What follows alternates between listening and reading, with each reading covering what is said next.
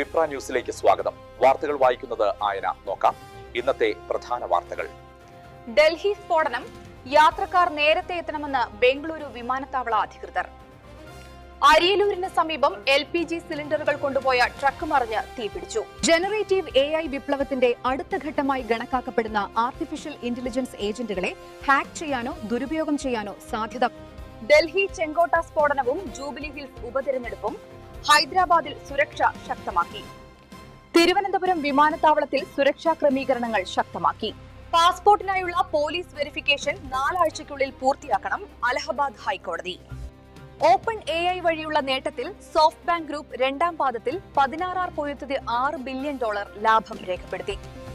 രാഷ്ട്രപതിയുടെ സന്ദർശന വേളയിൽ നിർണായക മേഖലകളിൽ ഇന്ത്യയുമായി സഹകരിക്കാൻ അങ്കോള സമ്മതിച്ചതായി ഉദ്യോഗസ്ഥർ. നിക്ഷേപ അവസരങ്ങൾ അവതരിപ്പിക്കാൻ സൗദി പ്രതിനിധി സംഘം ഇന്ത്യ സന്ദർശിക്കും.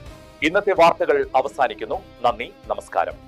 ഇതുപോലെയുള്ള ന്യൂസ് അപ്ഡേറ്റിനായി വിപ്ര ന്യൂസ് സബ്സ്ക്രൈബ് ചെയ്യൂ.